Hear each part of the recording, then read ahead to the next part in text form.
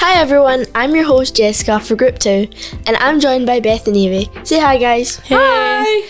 So we're still here with Thomas and we're going to ask him our questions. So how are you feeling so far, Thomas? Great. That's good. Yeah, really good, thanks. So we're going to begin with our questions and I'll start. Yeah. Alright.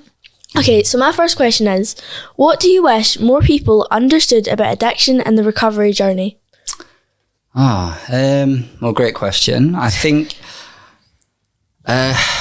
people, I would wish as a society people focus more on the underlying issues rather than blaming people for their pain and suffering. Yeah. And as a society that we live in today, if you're someone that's suffering with addiction, you are demonized and ostracized from society. You're seen as lesser than. And not only that, but you're also portrayed in a particular manner that I guess makes you sort of like some immoral deviant, like a bad person. Like, so if you use drugs, you're bad. Yeah. You could be a really nice person and still use drugs, but in the eyes of society, you're a bad person because you're making a bad decision. And I think people would, I wish people would understand the stigma and the power dynamics and the processes behind that. Because there is a reason why people like me that use drugs are sort of painted in the way that they are. Because we're easy to blame for everything. Yeah.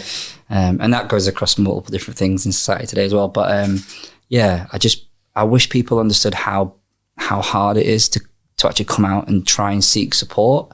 Yeah. Whilst as a society we're still blaming and discriminating and saying it's all your fault. So I just wish they understood that. Yeah. Yeah. Okay, so my question is, what did your addiction look like in your day-to-day life? Good question. It looked different during various parts. So in the beginning, I guess it was a lot more fun. Not that I want to, yay, drugs are fun. Because they are for some people, especially in the beginning. And I think, no one ever goes in, no one ever chooses to use drugs because they think they're going to end up being a drug addict, right? I don't think anybody thinks, even though, even people like myself, I never thought I would do drugs and end up in the situation that I ended up in. We always sort of just think, we'll just try it or take it and enjoy that process. I probably enjoyed taking drugs for maybe the first couple of years, but I was definitely addicted to drugs once I started. So I didn't take drugs until I was 17 and a half. I avoided drugs pretty easily. I avoided alcohol pretty easily as well because my father's an alcoholic. And through his alcoholism and through his mistakes, that really had a detrimental effect on my well-being physically and emotionally as I grew up. So I assumed that if I drank, I would end up like him.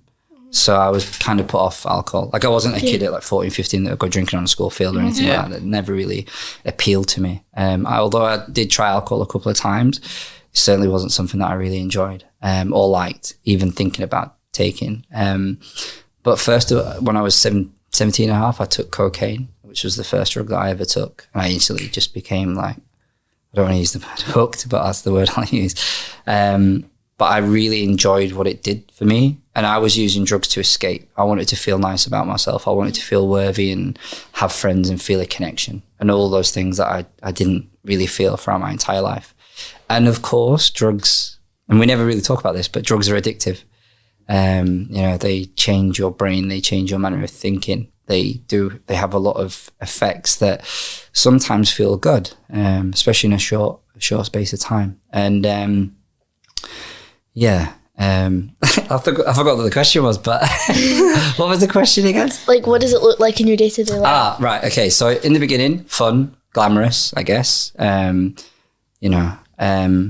But towards the end, I was like 6 stone and nearly dead. And that took 14 years.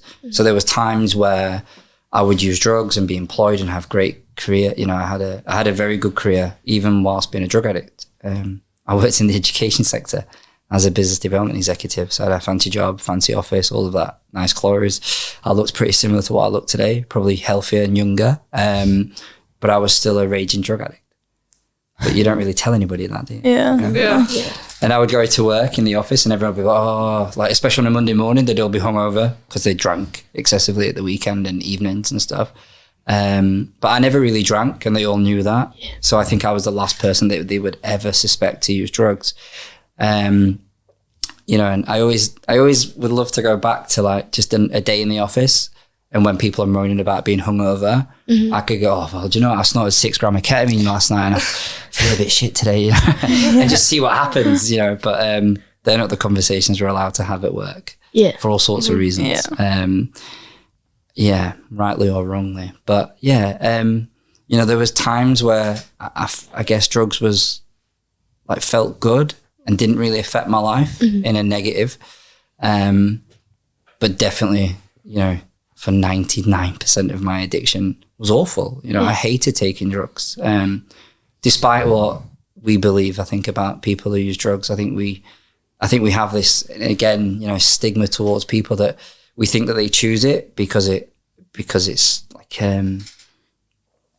I don't know, like when I used drugs, I felt like I needed to use drugs just to survive. Like I would get up in the morning and snort cocaine or ketamine, which was for the last 12 years of my addiction. I was a drug addict for about 14 years. Most of the time I was employed. Most of the time I had a great job. Most of the time I looked relatively fit and healthy. And it was only really for about 9 months, 6 to 9 months, where I looked like a drug addict or a junkie or a kethead, all those horrible words. But other than that 6 to 9 months, I was relatively fit and healthy. And also that made it easier for me to hide my addiction, because you'd hate to admit it, wouldn't you? But also admitting it was the reason why I'm alive today. So it's important to know as well. Yeah. Wait, so my question is, what was your turning point and what made you stop? There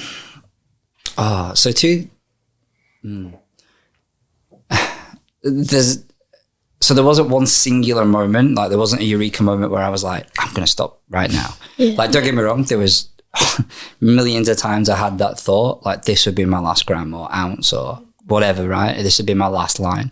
I used to say that pretty much every line I ever took, right? Which was probably hundreds of thousands over the years. But there was loads of times where I would be like, this is it, I'm done. And it never really happened. But in 2018, I was made redundant and I lost my job. I lost my career. I'd lost everything. And I think ultimately I'd lost hope. And at that point, I was quite happy and also quite eager to die. Like I wasn't really scared of dying. And I actually wanted to die because I believed that if I died, then everyone else would be happier. My mum would be happy. My brothers would be happier. Society would be better. Everything would be better if I wasn't alive. And in 2018, which is, I know you said you Googled me and stuff, so like you've probably seen images of when I was 6 stone and nearly dead, which have been viewed tens of millions of times as well online, which is weird because that's like a really horrible, like deep moment in my life, which people are always like refer to that. But I'm all right with it now. And well, I guess I've always been all right with it, otherwise I wouldn't have shared it in the first place. But yeah, it varied throughout my addiction. But yeah, in 2018, I gave myself 2 choices, which was I either kill myself, which is quite serious and obviously ending. I'd sort of agreed with myself to take my life between between Christmas and New Year in 2018, or obviously I didn't know that because I'm here, or change my life. And I don't mean like I've lived all over. I'm originally from Ireland. So when I mean change it, there was times during my addiction where I would go back to Ireland for a year or 2 or go back to London for a few years. And that's also where I grew up as well. And I would be relatively fit and healthy and not so much as bad on drugs as I used to be. But this time I meant really fix it, like deal with all the underlying issues that I was going through that I'd never spoken to anybody about, that I didn't know how to share or how to even talk about or to address. And I made the choice to go to rehab. And thankfully I made that decision, and then I worked my ass off and went to rehab. Otherwise I wouldn't be here. And I mean like, yeah, alive, not just here talking to you. And I you know, suicide is a big issue, especially amongst men. But I genuinely believe that I was, that would have been better. That would have been better at that point unless I fixed it. And unfortunately, I've got loads of friends that aren't alive today, that have either died through their ketamine use or have died through suicide. And again, I don't believe they were suffering with, mental health issue. Well, obviously they had mental health issue, but like, I don't believe they were just suicidal. The reasons why they took their lives was because they thought it would be better for everybody else. They couldn't find a way of stopping. And every single person I know, that there's a lot, everyone that I know that has taken their own life, they just couldn't find a way to stop taking drugs, in particular ketamine. They just couldn't find, whether it's the belief or the strength or whatever. I don't believe that they thought that they could change. And as a result of that, they took their own lives, which is tragic. But also, they're not in pain anymore. And although I'm not trying to say, it's good that they're dead, right? Because it's not.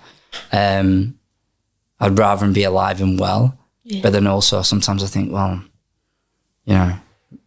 maybe them not being here is easier for them, which is why they did what they did. Yeah. I know that's quite deep, sorry, but but yeah. Okay. So, how has your life changed since recovery, and what are you most proud of since recovery? Proud of lots of things. Well, the most proudest thing I think is my son. I became a father a couple of years ago. My son Sebastian. Not after the crab, although he has got a little toy crab. But yeah, I think the most proudest thing on the planet is my son. And thankfully, I wasn't a parent when I was a drug addict. And I know that there are loads of parents out there that are also suffering with addiction. And this isn't aimed at them, but I would have destroyed my son's life if I was still using drugs whilst I had him. Obviously not intentionally, but I would have. Yeah. And I think when I was a drug addict, I was a drug addict for 14 years. I wasn't necessarily a bad person. I made loads of mistakes and loads of stupid decisions. But I think I'd have passed that, out of that transactional, generational trauma, because my father is and was an alcoholic, very violent and abusive person, also a chronic gambler. And through his addictions, he ruined my childhood. And I'm so grateful that I didn't have a child during that period, because I probably would have ruined their lives as well. Not obviously intentionally, but I would have. And that's not to say people that use drugs are bad people, but we do tend to make a lot of bad mistakes and bad decisions. Some decisions, I still make stupid mistakes today, even though I don't take drugs. But thankfully, they're not as bad as the ones that I did or horrific. So yeah, my son is definitely the proudest. And I think nothing will ever top that. But without my recovery, without going to rehab and sorting my life out, I would have never have been a father. I was terrified of being a dad. That was my worst fear. And even when my partner gave me the news that I was going to be a dad, as happy as I was still terrified, because I was like, what if I'm not good enough? What if I'm a bad dad? Or what if I ruin his life? And I was worrying about all of these things that hopefully haven't happened so far. And I think one of the things I realized was all my son really needs is love and respect. I think that's all he needs. Well, he needs other stuff as well. Yeah. But ultimately, as long as I love him, as long as I respect him and I teach him sort of stuff where I went wrong, then hopefully I'll do a good job. But yeah, all of that wouldn't have happened if I didn't go to rehab, And although you've probably seen the work that I do and stuff, and although I'm very proud of the work that I do today, I work with tons of organisations since my recovery. Since going into rehab and really fixing myself, I met I'm Irish despite my English accent, but I've met the Queen, I've met her daughter, Princess Anne, shared my story of recovery in Parliament. I've talked at national events across the UK. I've had my story of recovery turned into a TV advert in America, which is really strange. I speak at, hundreds of events each year, massive, huge national events across the UK, speak to thousands of young people each and every year in schools, colleges and universities. Worked with organisations like Lad Bible, Vice, the BBC, pretty much every local, national, regional newspaper in the UK, plus big worldwide publications such as the Epoch Times.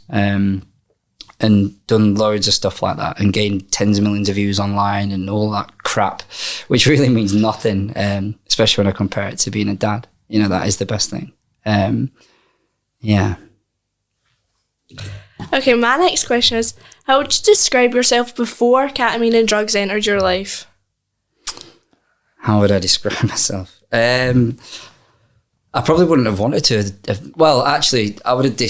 There probably would have been a way I would have described myself, which would have been quite arrogant and as a mask. Like I'd have felt like I was a lot better than what I was, but that would be for a reason. Because when you feel like crap and you don't feel good enough and you feel worthless, you don't really want to tell people that.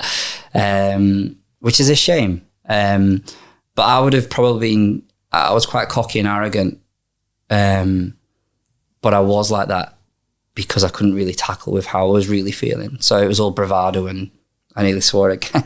Just crap, basically. But I think when I went to rehab, that was the time where I had to really describe how I was feeling. Yeah. And when I went to rehab, I spent 6.5 months in rehab. And ironically, I went to rehab in Glasgow, which is the drug capital of Europe. So I went to the worst place in Europe for drugs to get away from drugs. And I'm incredibly grateful for that.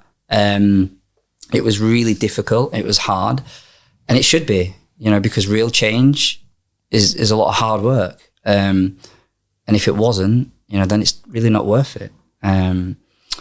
Which is also bad sometimes for people that go to rehab with the wrong intentions, I guess. But yeah, I would probably be a lot more modest about how I describe myself now. And I don't really describe myself as anything, apart from maybe Sebastian's dad and a speaker. and I'm lots of things. We're lots of things. I'm a student, I'm a parent, I'm a speaker, I'm a bit of a, nearly swore again. I can be a bit of an ass sometimes as well. I could be hard work.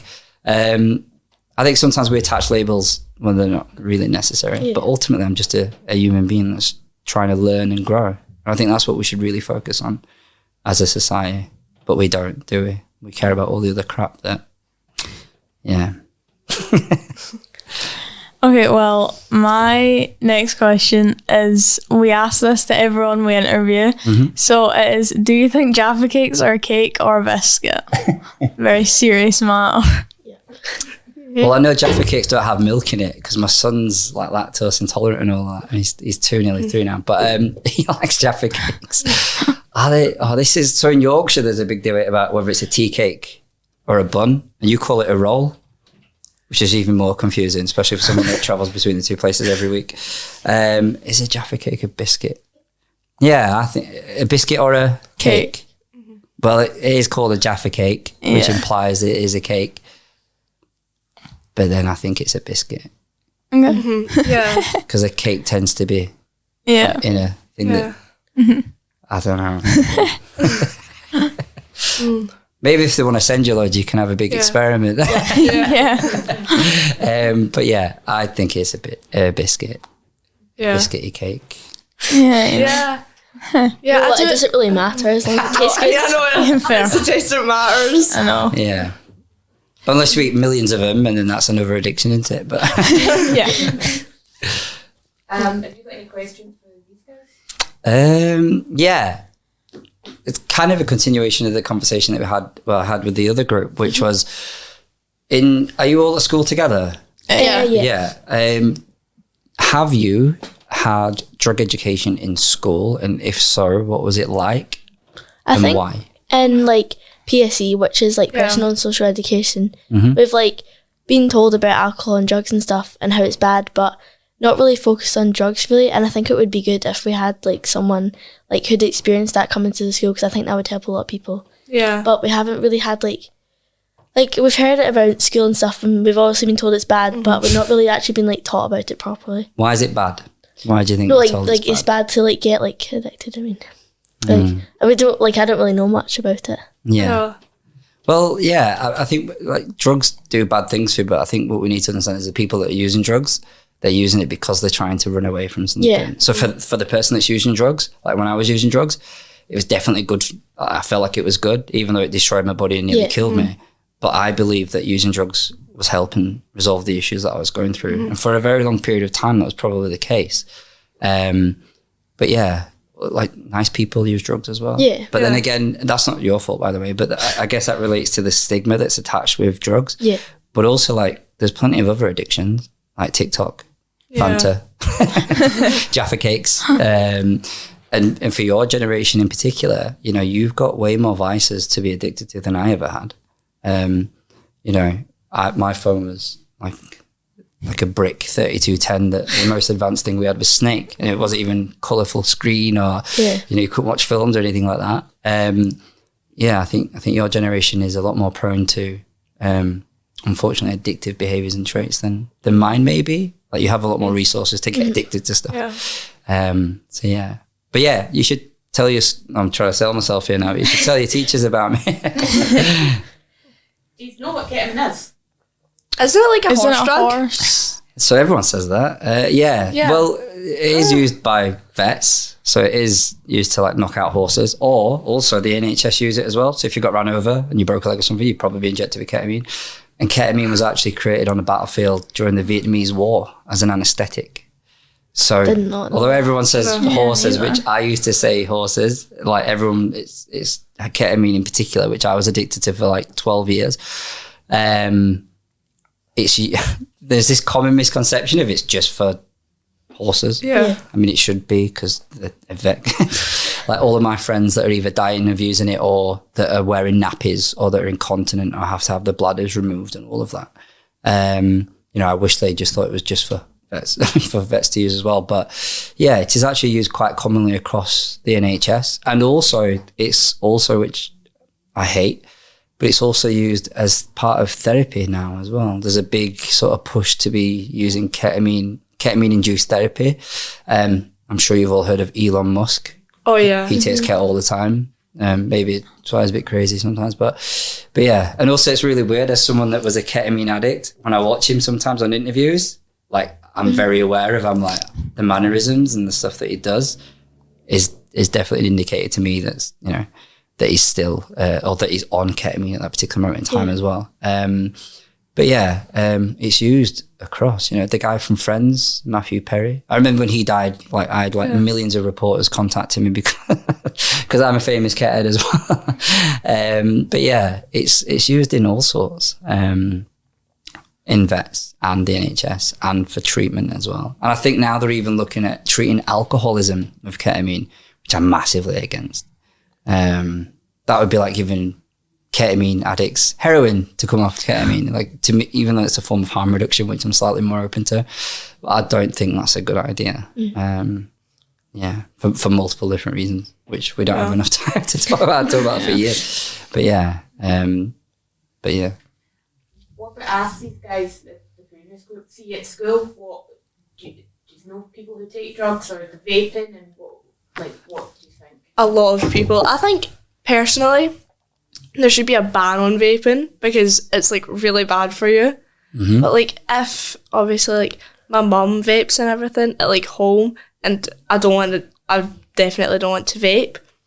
But like, if like I get like, if you're like going to like coming off like cigarettes or anything, like that's fine. But like, see, like trying like a vape, or even like like people who sell vapes to like underage people. Yeah, I think that's like very wrong. Mm-hmm. Like, until you're 18, like if you're 18, like do what you want. I don't really mind. But if it's like 18 and under, like don't. Do you think a ban would be more important than maybe education behind why people do it? I think maybe like if, or both, like maybe like both. Mm-hmm. Like, see, like in class, obviously, like we learn about like don't do it and all that. Like, but I think also like education behind it, like people, why people would do it, would be like much more useful, because like obviously everyone's like vaping's really, really bad for you and everything. Yeah. But like obviously like drugs and everything, like you don't know the story behind that one person. Yeah. Like they could be like trying to escape from something and like can't.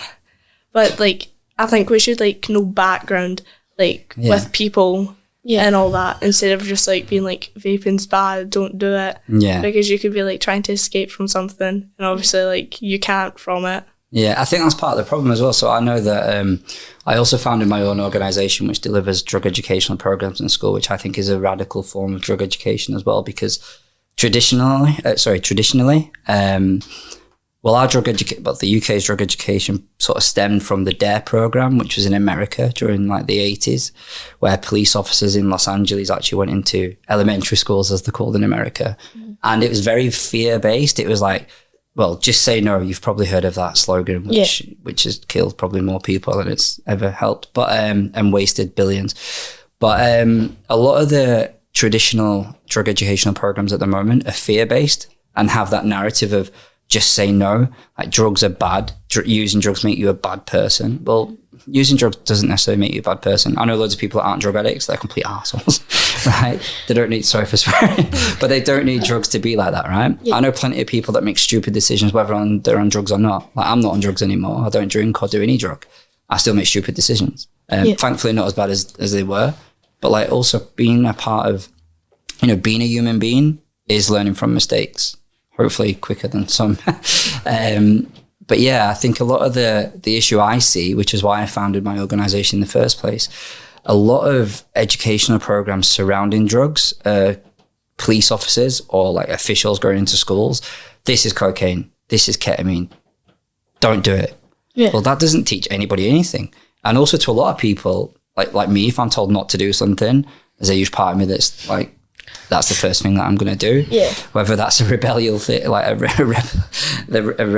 rebellious streak or not. But I think education is far more important than a deterrent.